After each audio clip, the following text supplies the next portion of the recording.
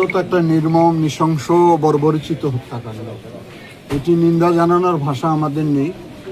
আমরা তার পরিবারের সঙ্গে আসছি সমবেদনা জানানোর জন্য। সরকারের পক্ষ থেকে বিশেষ করে মাননীয় প্রধানমন্ত্রী যদিও বাজেট অধিবেশন চলমান আমাদের, সে বাজেট অধিবেশন থেকে আমাদেরকে বলেছে যে ওই পরিবারের সঙ্গে আপনারা গিয়ে সমবেদনা জানান, তাদের যত ধরনের সহযোগিতা সেটা দেবেন।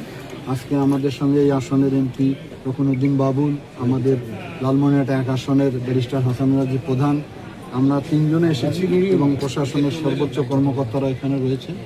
ইতিমধ্যে আপনারা জেনেছেন যে হত্যাকাণ্ডের সঙ্গে যে জড়িত তাকে পুলিশ গ্রেপ্তার করতে সক্ষম হয়েছে এবং সে যতটুকু আমি শুনেছি যে সে স্বীকারোক্তি দিয়েছে যে হত্যাকাণ্ড সে ঘটিয়েছে।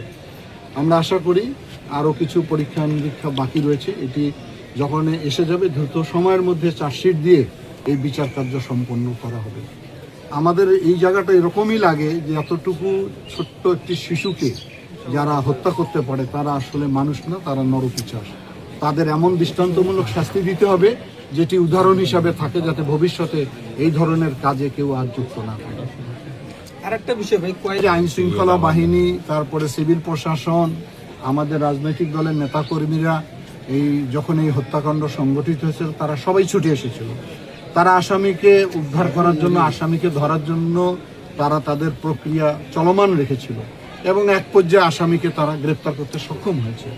তখন যারা শান্তিপূর্ণভাবে ফেরত যাচ্ছিল তখন কার উস্কানিতে, কার উদ্দেশ্যে, প্ররোচনা এই ধরনের প্রশাসনকে আক্রমণ করা এবং তাদের গাড়ি ভাঙচুর করা, এটি আরেকটি অপরাধ সংগঠিত করেছে। তারা আইন হাতে নেওয়ার চেষ্টা করেছে।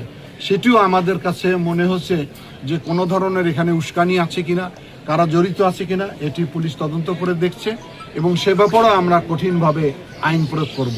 সাধারণ মানুষ যারা এই ঘটনার সঙ্গে জড়িত না, তাদের এখানে ভয়ের কোনো কারণ নেই, তারা তাদের বাড়িতে অবস্থান করবে।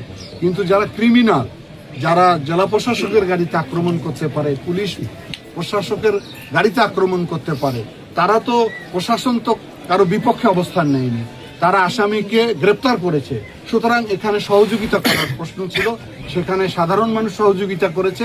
কিন্তু কিছু দুষ্কৃতিকারী যারা মব সৃষ্টি করে, যারা একটা ম্যান্ডেট প্রাপ্ত সরকারকে নানান ধরনের প্রশ্নের মধ্যে ফেলে দেওয়ার চেষ্টা করে, তারাই এই কাজ সংগঠিত করেছে বলে আমার ধারণা আর কি।